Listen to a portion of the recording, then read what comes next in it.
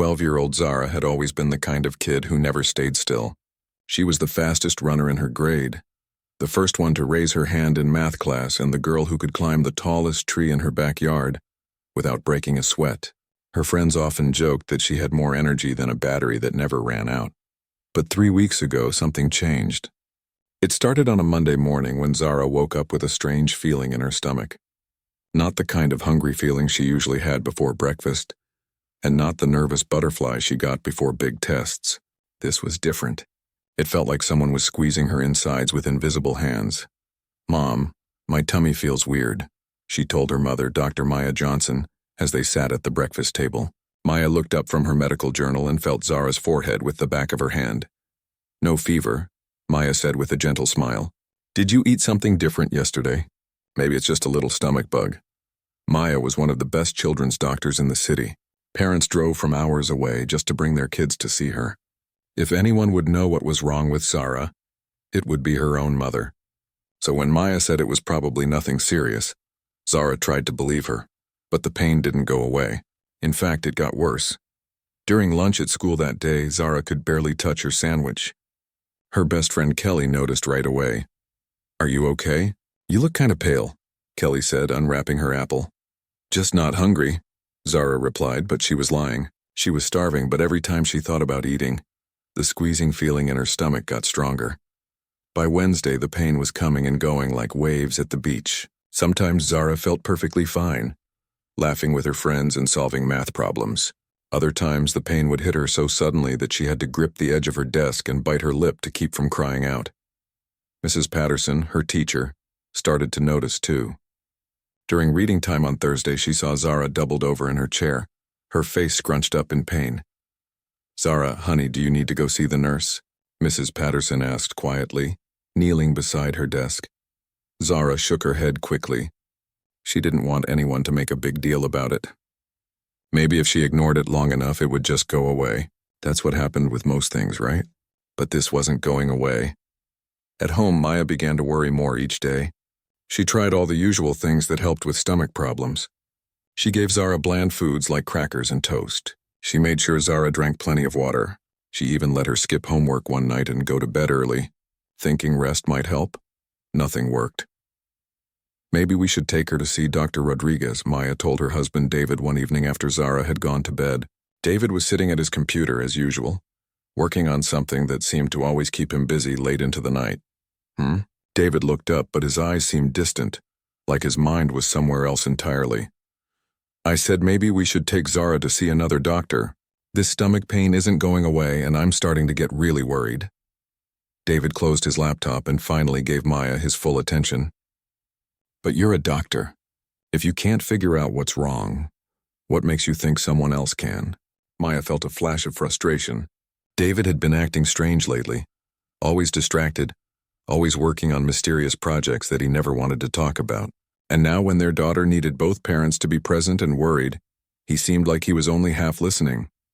"Because sometimes parents are too close to the situation," Maya explained patiently. "Sometimes we need fresh eyes, someone who isn't emotionally involved." David nodded, but Maya could tell he wasn't really there with her. His mind was already drifting back to whatever was keeping him so busy all the time.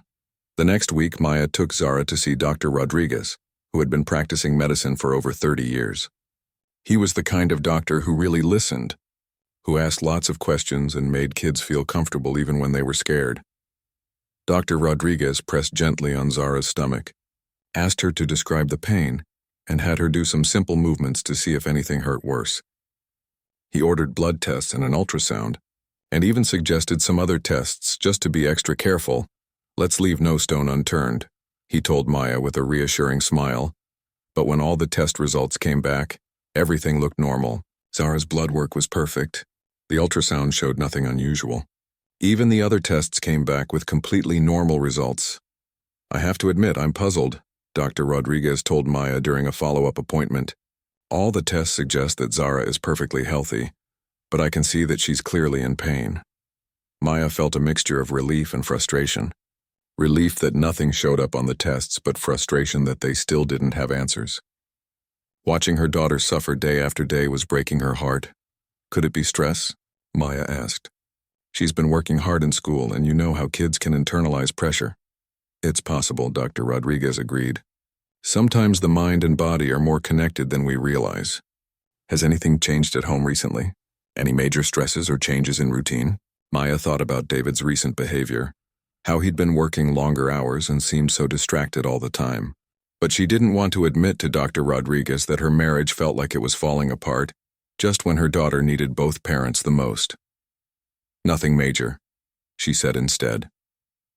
That night, Maya tried talking to David again about Zara's condition. She found him in his home office, surrounded by papers and multiple computer screens, showing charts and graphs that made no sense to her. "We need to talk about Zara," she said, sitting down in the chair across from his desk. David's fingers stopped typing, but he didn't look away from his screen. "What about her?" "She's still in pain every day. Dr. Rodriguez can't find anything wrong, but I know my daughter. This isn't normal, and it's not going away." Finally, David turned to face her, and Maya was surprised to see how tired he looked. There were dark circles under his eyes, and his usually perfectly styled hair was messy. "Maybe you should take her to see another specialist," he said. "Someone in the city. Someone with more experience with unusual cases. David, I need you to be more involved in this. Zara needs her father right now, not just her mother." Something flickered across David's face, an expression Maya couldn't quite read. For a moment, he looked almost scared. "I'm doing the best I can," he said quietly. "Work has been incredibly demanding lately. There are some big projects that need my attention." Maya wanted to ask him what projects could possibly be more important than their daughter's health, but something in his tone made her hold back. There was something he wasn't telling her, something that went deeper than just being busy with work. Over the next few days, Zara's pain episodes became more frequent and more intense. She would be fine one minute, playing with her toys or watching television, and then suddenly she would curl up in a ball, tears streaming down her face, begging for the pain to stop. "Mommy, it hurts so much," she would whisper, and Maya would hold her close, feeling completely helpless. Maya made appointments with 3 different specialists in the city: a gastroenterologist who specialized in digestive problems in children, a neurologist who could check if there might be something affecting Zara's nervous system, even a psychiatrist who worked with kids, just in case this really was related to stress or anxiety. But David never came to any of the appointments. There was always an excuse, always some urgent meeting or important deadline that he couldn't miss. Maya found herself making apologies for her husband to the medical staff, feeling embarrassed and frustrated that she was handling this crisis alone. The specialists ran more tests. They tried different approaches and asked different questions. But just like Dr. Rodriguez, they couldn't find anything wrong with Zara. On paper, she was a perfectly healthy 12-year-old girl, but Maya knew better. She knew that her daughter was suffering, and she was running out of ideas for how to help her. Little did Maya know that the answers she was looking for were closer than she ever imagined, hidden in secrets that her husband had been keeping for longer than their daughter had been alive. Tuesday morning started like any other day, but it would end up being the day that changed everything for the Johnson family. Zara woke up feeling a little better than usual. The strange squeezing pain in her stomach was still there, but it felt quieter somehow, like it was taking a break. She actually managed to eat half a piece of toast at breakfast, which made her mother Maya smile for the first time in days. "Maybe we're finally turning a corner," Maya said hopefully as she packed Zara's lunch. "How are you feeling, sweetheart?" "Better, I think," Zara replied, though she wasn't entirely sure. The pain had become such a constant part of her life over the past few weeks that she almost didn't trust the moments when it wasn't there. Maya drove Zara to school and walked her to the classroom, something she had started doing since Zara's condition began. She wanted to make sure the teachers knew to call her immediately if anything happened. "Remember, if you start feeling bad, you tell Mrs. Patterson right away, okay?" Maya said, giving Zara a hug. "I will, Mom, don't worry so much." But Maya couldn't help worrying.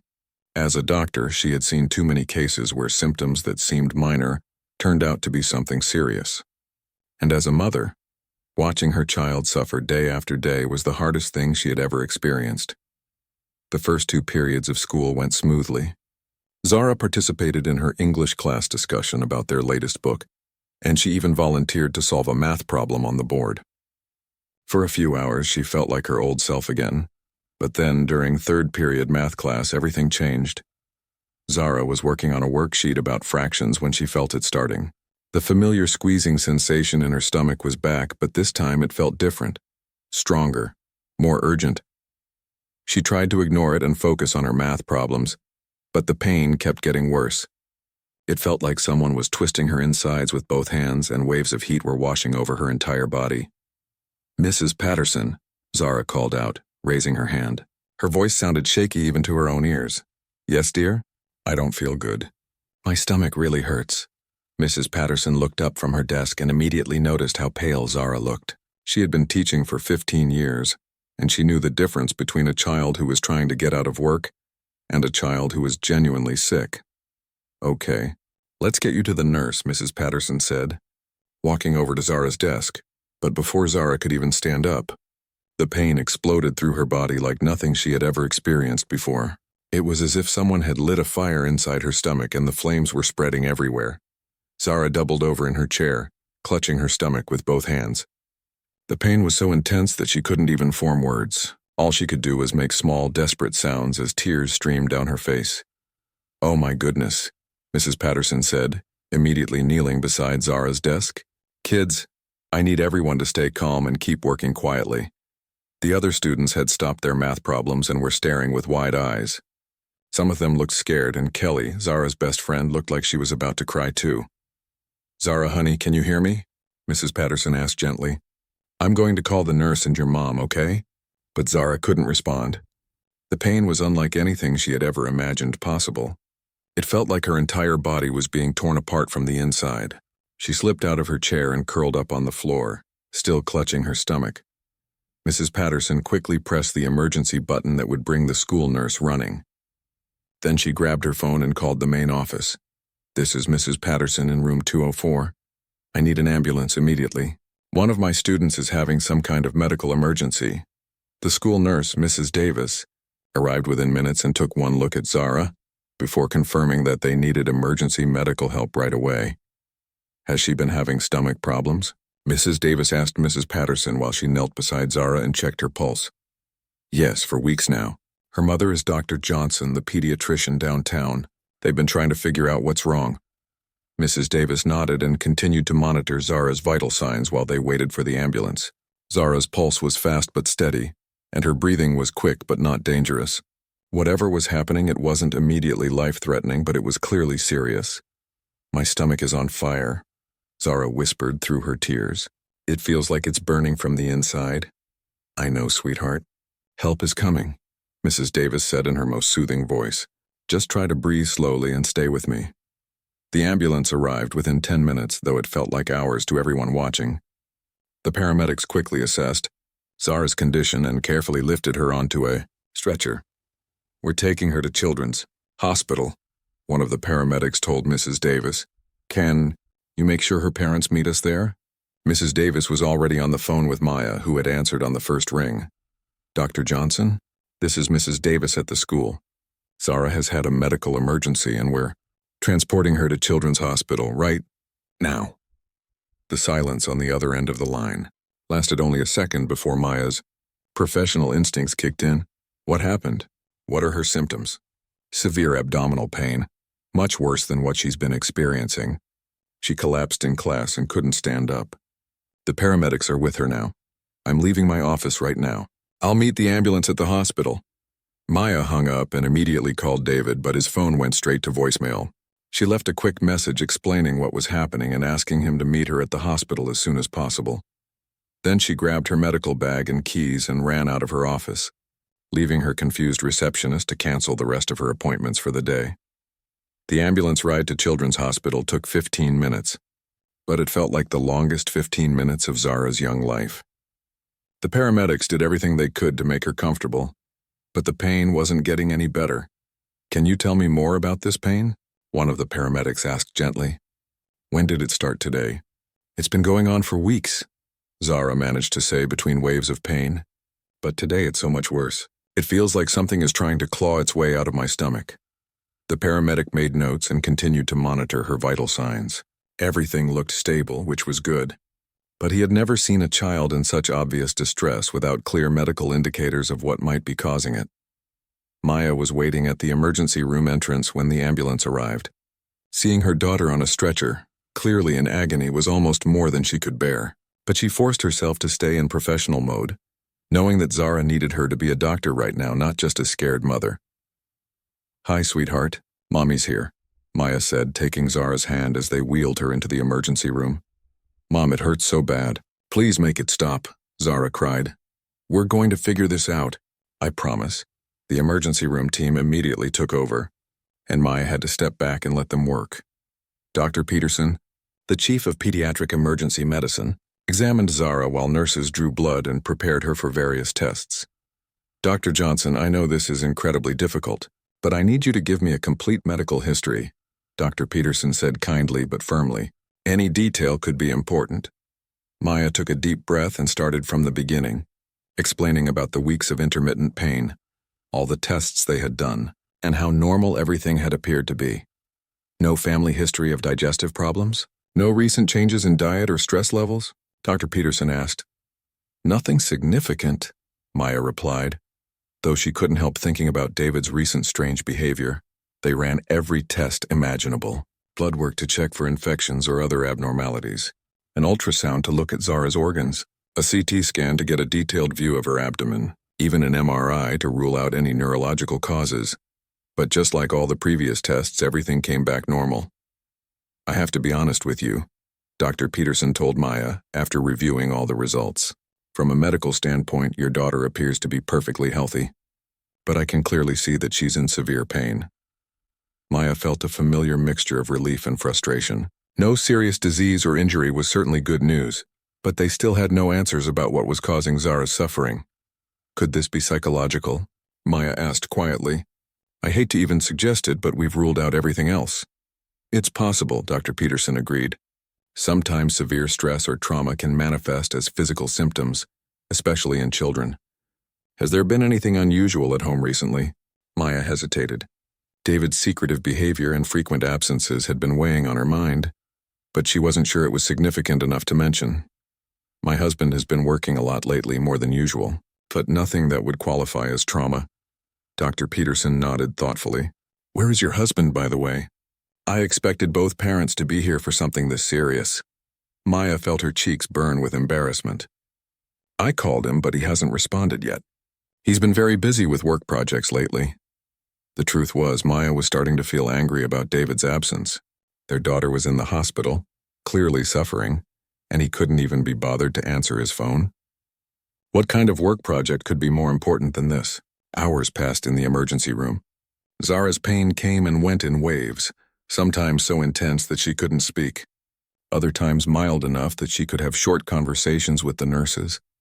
Maya tried calling David again and again, but his phone continued to go straight to voicemail. She left increasingly urgent messages, explaining that Zara was in the hospital and begging him to come immediately. "Mrs. Johnson, is there anyone else we should call? Any other family members?" one of the nurses asked gently. Maya realized how alone she felt in this moment. David's parents lived across the country, and her own parents had passed away several years earlier. There was no one else to call, no one else who would drop everything and rush to the hospital to support them. "No, it's just us," Maya said quietly. As the day wore on and David still hadn't appeared or even called back, Maya began to feel a growing sense of dread. Something was very wrong with this picture, and it wasn't just Zara's mysterious illness. Dr. Peterson was starting to discuss the possibility of admitting Zara for observation, when the emergency room doors suddenly burst open with a force that startled everyone in the vicinity. A man rushed in, his expensive suit wrinkled and his usually perfect appearance completely disheveled. His face was a mask of panic and desperation as his eyes searched frantically around the emergency room. It was David, but Maya had never seen him look like this before. He looked like a man who was running from something or toward something, with everything he had, and what happened next would change their lives forever. The emergency room doors flew open with such force that they slammed against the walls, causing every head in the busy department to turn. David burst through the entrance like a man possessed, his usually immaculate appearance completely destroyed. His expensive navy suit was wrinkled beyond recognition. His silk tie hung loose around his neck, and his normally perfectly styled hair looked like he had been running his hands through it for hours. But it was his face that shocked Maya the most. In 15 years of marriage, she had never seen David look so panicked, so desperate, so completely out of control. His eyes were wild as they darted around the emergency room, searching frantically for his family. "Where is she? Where's my daughter?" David shouted, his voice carrying across the entire emergency department and causing several patients and staff members to stare. Maya stood up quickly from the chair beside Zara's bed, her heart pounding. She had been angry about David's absence, worried about his lack of response to her calls, but seeing him now, she realized something much bigger was happening than just work demands. "David, over here!" Maya called out, waving her hand. David's head snapped in her direction, and he practically ran across the emergency room, dodging wheelchairs and medical equipment in his rush to reach them. When he got to Zara's bedside, what happened next left everyone speechless. David dropped to his knees beside the hospital bed with such force that Maya heard his kneecaps hit the floor. He grabbed Zara's small hand in both of his much larger ones and began speaking in rapid, desperate tones. But the words coming out of his mouth weren't English. Maya stared at her husband in complete bewilderment as he spoke in what sounded like a completely foreign language. The words were flowing out of him like water from a broken dam, urgent and passionate and completely incomprehensible to everyone listening. The nursing staff exchanged confused glances. Dr. Peterson paused in his examination of another patient and looked over with raised eyebrows. Other patients and their families began to whisper and point. But the most shocking thing was Zara's reaction. As soon as David began speaking in this mysterious language, Zara's eyes flew open wide. She had been drifting in and out of consciousness due to the pain medication, but suddenly she was completely alert and focused on her father's face. "Daddy," she whispered, and there was something different in her voice, something Maya had never heard before.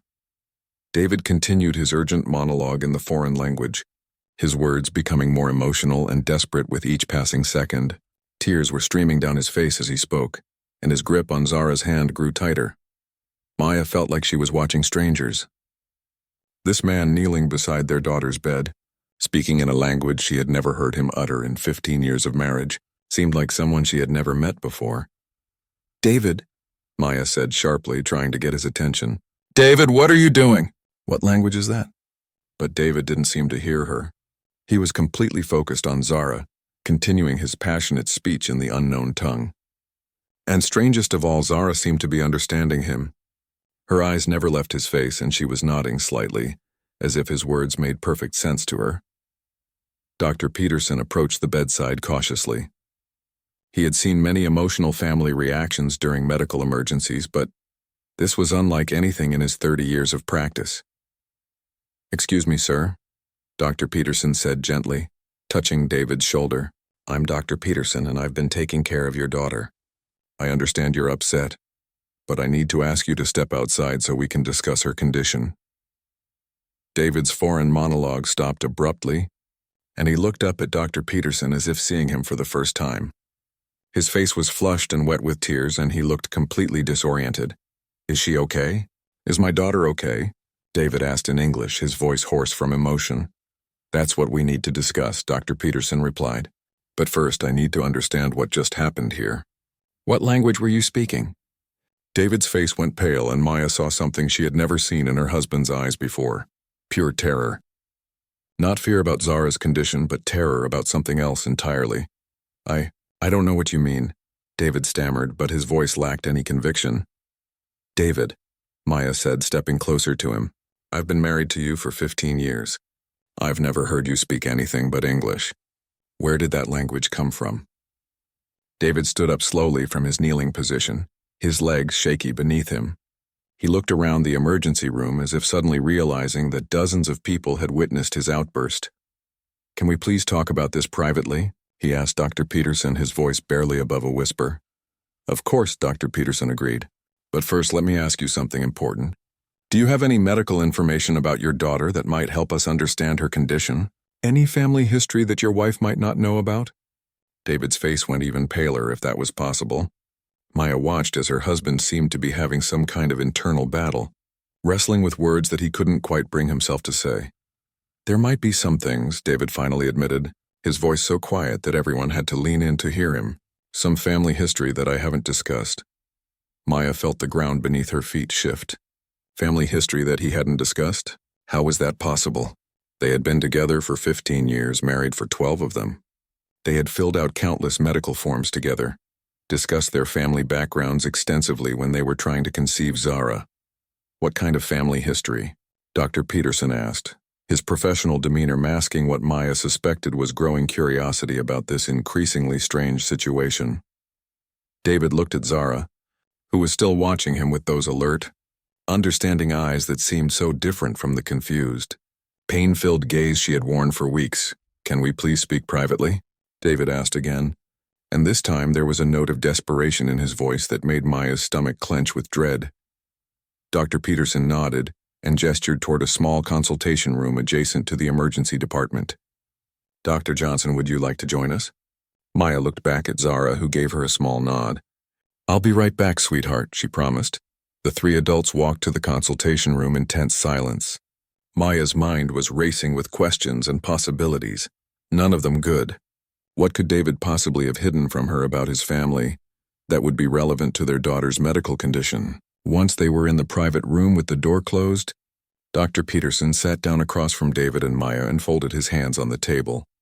"Mr. Johnson, I need you to understand that anything you tell us will be kept confidential, but your daughter's health depends on us having complete and accurate information."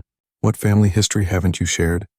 David sat in his chair like a man facing execution. His hands were shaking and he kept glancing at Maya as if afraid of what her reaction would be to whatever he was about to reveal. "My name isn't actually David Johnson," he said finally, his words falling into the room like stones into still water.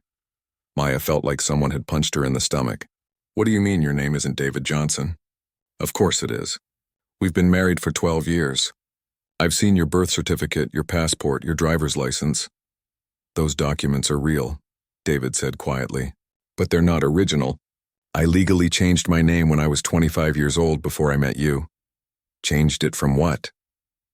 Dr. Peterson asked, his medical training keeping him focused on the relevant details even as the personal drama unfolded in front of him. David took a deep, shuddering breath. "My real name is Kwame Asante. I was born in Ghana, in West Africa. I came to the United States when I was 25 and completely reinvented myself." Maya stared at her husband as if he had just announced that he was from another planet. Ghana, West Africa? In 15 years together, he had never mentioned anything about Africa, never shown any interest in African culture, never displayed any connection to anything beyond his claimed Detroit roots. "Why would you hide that?" Maya asked, her voice barely controlled. "Why would you lie about something so fundamental?" "Because I was running away from everything I used to be," David said. And for the first time since he had burst into the emergency room, his voice was steady and clear.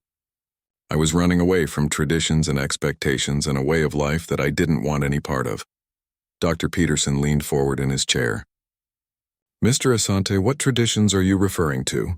And more importantly, how might they relate to your daughter's current condition?" David looked at his hands, which were still shaking slightly. "My family in Ghana, they're traditional healers. For generations, the Asante family has been known throughout our region for spiritual healing practices. My grandmother was one of the most respected traditional healers in our area." "Traditional healing," Dr. Peterson repeated carefully. "Can you be more specific about what that involves?" "Herbal medicine, spiritual ceremonies, connecting with ancestral guidance," David explained. "But it's much more than that. In our tradition, healing abilities are passed down through bloodlines. Children often show signs of inherited gifts from a very young age." Maya felt a chill run down her spine. "What kind of signs?" David finally looked up and met her eyes, and she saw years of guilt and fear reflected there. Physical symptoms that have no medical explanation. Stomach pain, headaches, strange dreams.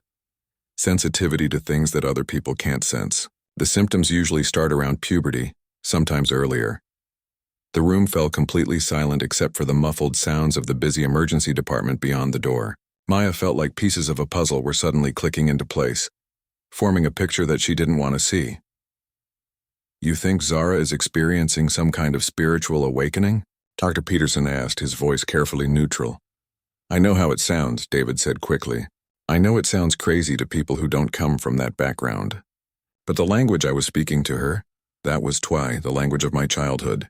And she understood me, didn't she? You saw her reaction? Maya had seen Zara's reaction, and it had been unlike anything she had witnessed before. But accepting that her daughter was having some kind of mystical experience felt impossible for someone trained in Western medicine. Even if that were true, Maya said slowly, why didn't you tell me? Why keep the secret for so many years? David's face crumpled with guilt and regret.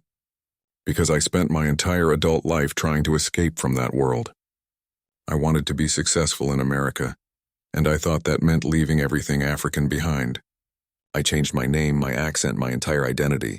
I built a technology company and became wealthy by completely rejecting where I came from. But Zara is half your daughter, Dr. Peterson pointed out. If these abilities are hereditary, wouldn't she have inherited them regardless of your choices? That's what I'm afraid of, David whispered. That's what I've been afraid of since the day she was born. The silence in the consultation room stretched on for what felt like hours, though it was probably only seconds. Maya stared at the man she thought she knew, trying to process the fact that her husband of 12 years had been living a complete lie.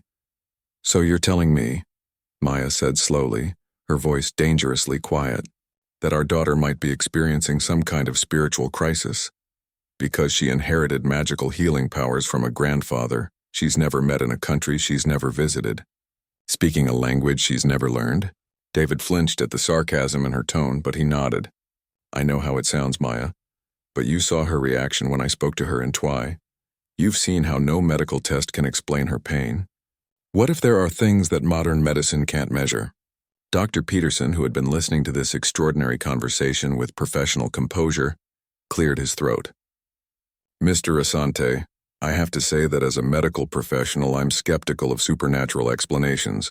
However, I've also learned in 30 years of practice that there are sometimes factors we don't fully understand. Maya felt like her world was spinning out of control. 3 weeks ago, her biggest worry had been whether Zara was studying too hard for her upcoming tests. Now she was sitting in a hospital room listening to her husband explain that their daughter might be experiencing some kind of ancestral calling from a culture she knew nothing about. Tell me everything, Maya said finally. If we're going to help Zara, I need to know the whole truth. No more lies, no more secrets.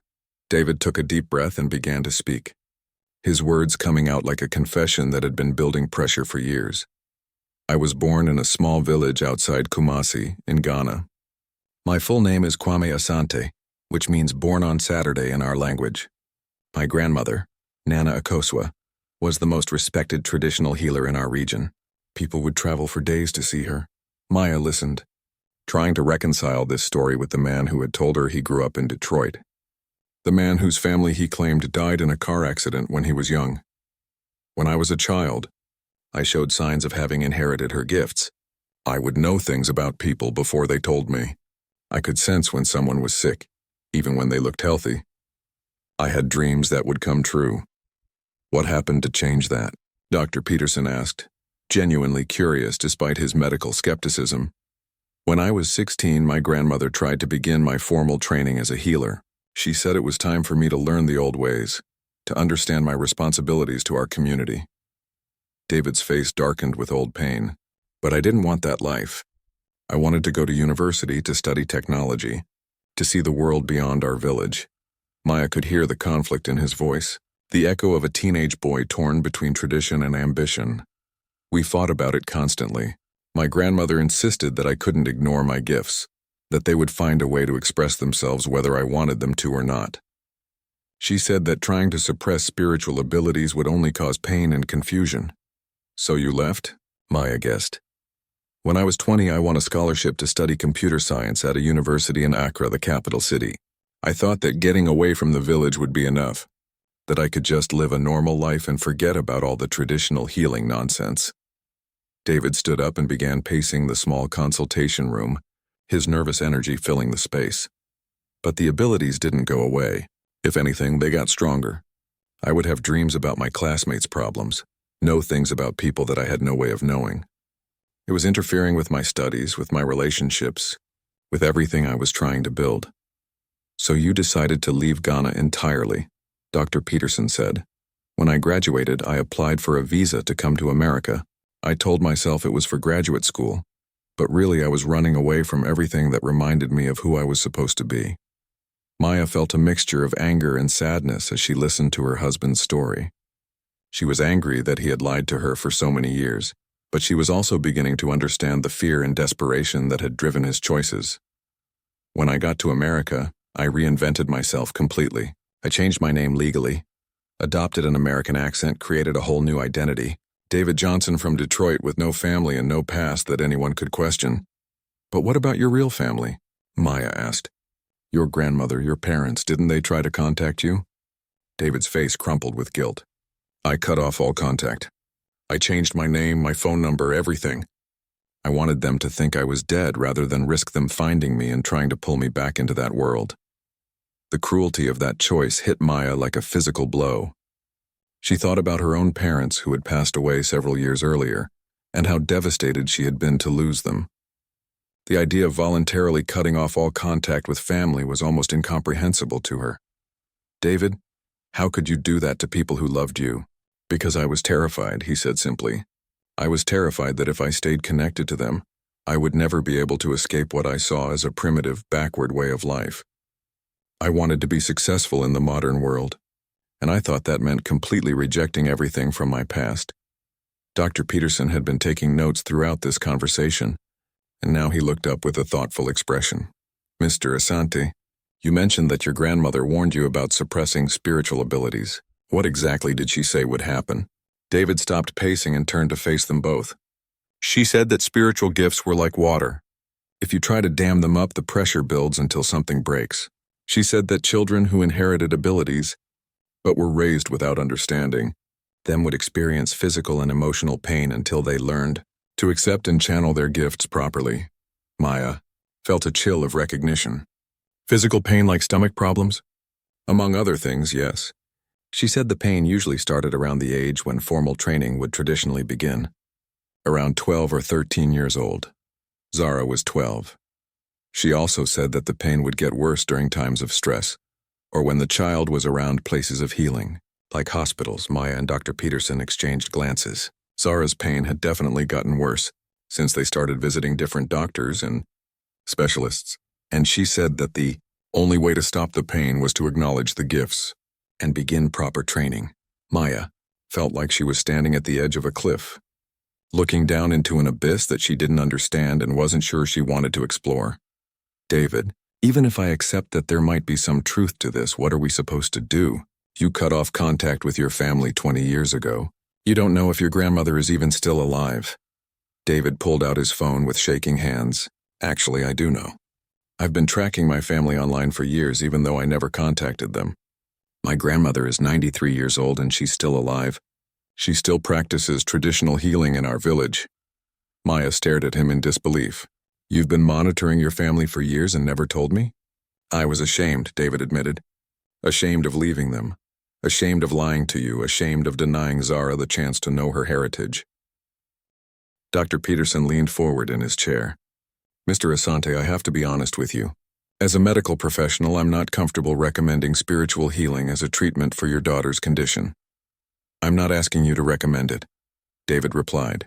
I'm asking you to consider that there might be aspects of human experience that medical science doesn't fully understand yet. Maya's mind was reeling with everything she had learned in the past hour. Her husband was not who she thought he was. Her daughter might be experiencing something that had nothing to do with conventional medicine. Her whole understanding of their family's reality had been turned upside down. What would this traditional healing involve? She asked carefully. If we were to consider it, what would actually happen? David looked uncertain. I don't know exactly. I was never fully trained in the old ways.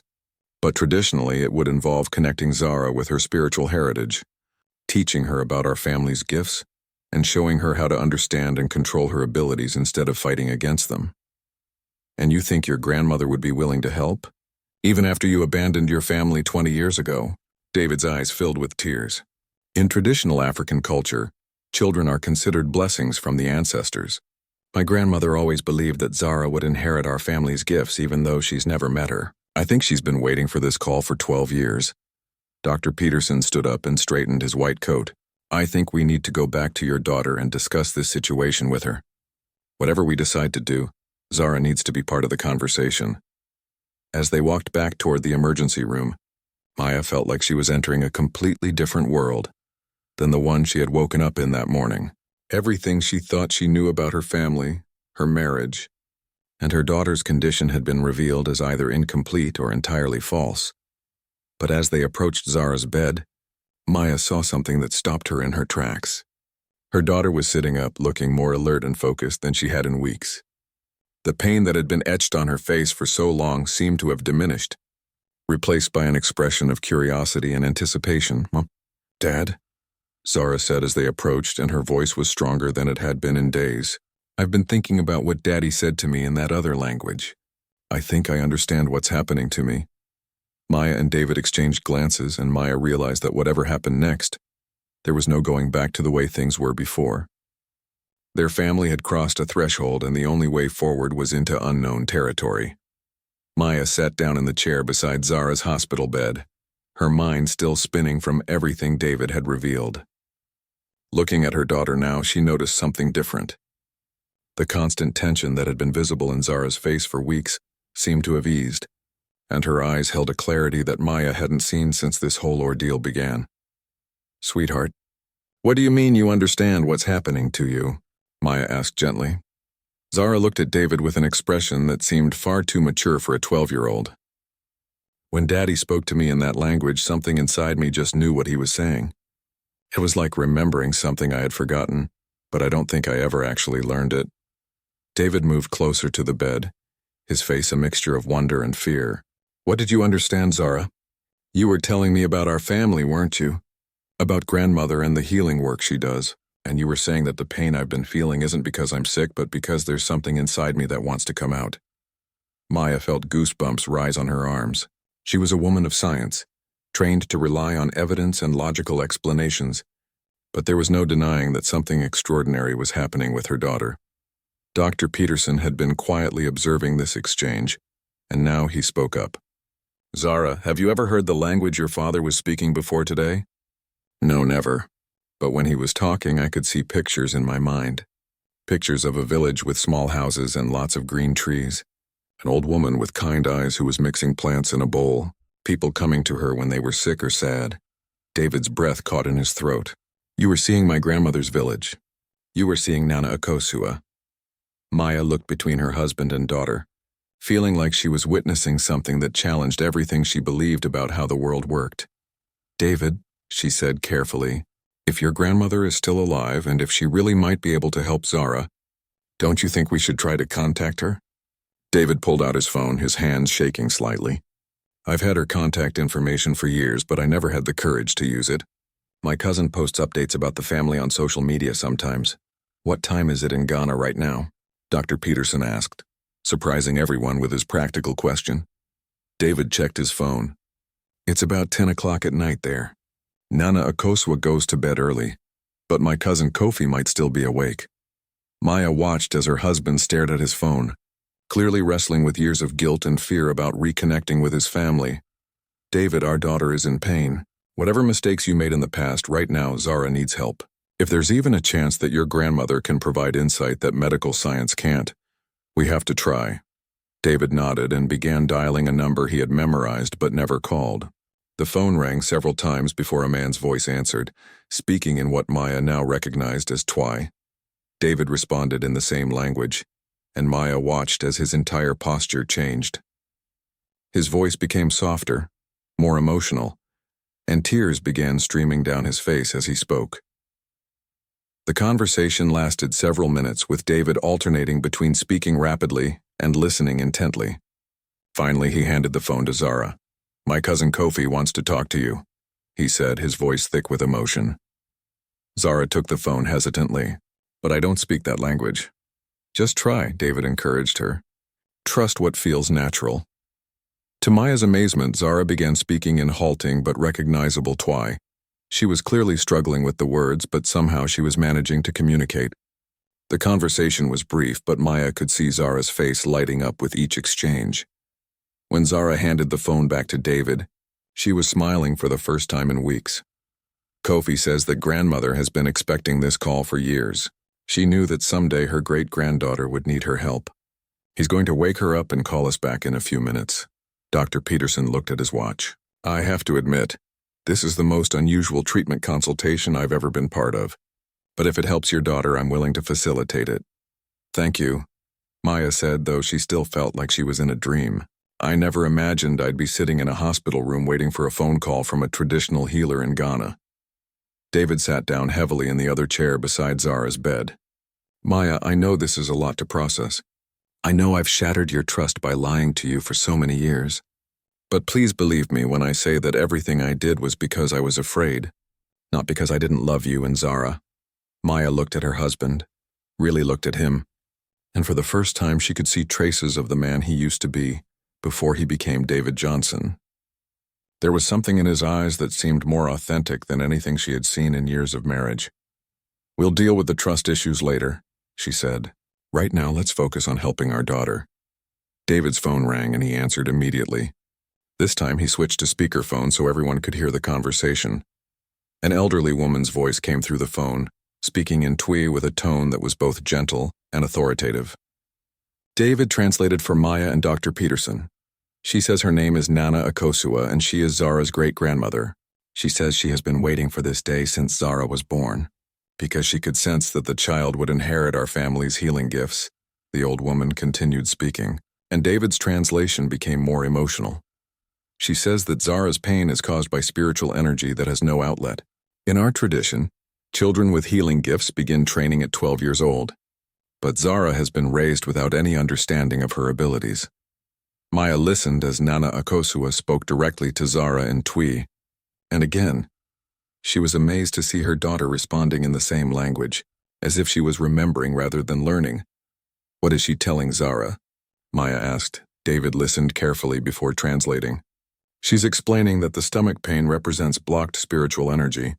She says that in our tradition, the stomach is considered the center of intuitive power. When someone tries to ignore their spiritual gifts, the energy becomes trapped and causes physical discomfort. Dr. Peterson leaned forward with interest. Does she have any specific recommendations for treatment? David spoke to his grandmother in Twi, then listened to her lengthy response. She says there are things we can do right here, in the hospital, to help Zara begin connecting with her spiritual heritage. She wants to guide us through a modified version of a traditional acknowledgement ceremony. Maya felt her scientific skepticism warring with her desperation to help her daughter. What would that involve? Simple things, mostly. Specific herbs that she says the hospital pharmacy should have, because they're used in other medical treatments. Certain words that Zara needs to speak to acknowledge her gifts. A promise to learn more about her heritage when she's feeling better. Dr. Peterson surprised everyone by nodding thoughtfully. We do have a fairly extensive pharmacy here. What specific herbs is she requesting? David conferred with his grandmother and provided a list of plants that Dr. Peterson recognized as ingredients in various medical treatments. Nothing dangerous or inappropriate for a hospital setting. I can arrange for those items, Dr. Peterson said. And frankly, if this helps your daughter feel better, I consider it a form of complementary therapy. Over the next hour, with Nana Akosua guiding them via phone call, they created a simple ceremony in Zara's hospital room. Maya helped gather the herbs which they steeped in hot water to create a fragrant tea. David taught Zara simple phrases in Twi that acknowledged her connection to their family's healing tradition. As they went through each step of the ceremony, Maya watched in amazement as Zara's pain seemed to diminish. Her daughter's face relaxed. Her breathing became deeper and more regular, and for the first time in weeks she looked genuinely peaceful. How do you feel, sweetheart? Maya asked when they had completed all of Nana Akosua's instructions. Different, Zara said thoughtfully. Like something that was all tangled up inside me is starting to straighten out. The pain is still there a little bit, but it doesn't feel scary anymore. It feels like it has a purpose. Nana Akosua spoke again through the phone, and David translated with tears in his eyes. She says that Zara is very strong, and that she will be an even more powerful healer than the generations before her because she will understand both traditional and modern ways of helping people. Dr. Peterson checked Zara's vital signs and found them completely normal. More importantly, her pain levels had dropped significantly for the first time since her emergency room arrival. "I have to say, I'm impressed," Dr. Peterson admitted. "I don't pretend to understand the mechanism behind what just happened, but the results speak for themselves." Over the following days, Zara's recovery was remarkable. Her pain continued to diminish as she learned more about her family's heritage through daily phone calls with Nana Akosua. David began teaching her basic Twi, and Maya was amazed at how quickly their daughter picked up the language. More importantly, the crisis had forced their family to confront years of hidden truths and begin building a more honest foundation. "I want to take Zara to Ghana this summer," David told Maya one evening as they sat beside their daughter's bed. "I want her to meet her great-grandmother in person and learn about her heritage properly." Maya nodded. "I think that's a good idea. But David, when we get back, we're going to need marriage counseling. What you did, hiding your identity and cutting off your family, that's going to take time for me to process and forgive." "I understand," David said. "I know I have a lot of work to do to earn back your trust." 3 months later, the Johnson family traveled to Ghana together. Maya watched as her husband reconnected with the family he had abandoned 20 years earlier. And she saw Zara thrive as she learned about traditional healing practices alongside her regular education. Perhaps most surprisingly, Maya found herself fascinated by the intersection of traditional and modern healing methods. She began corresponding with traditional healers in Ghana and eventually established a research foundation to study how ancient healing practices might complement contemporary medicine. David, meanwhile, used his business success to create programs that supported traditional healers in Ghana while helping them document and preserve their knowledge for future generations.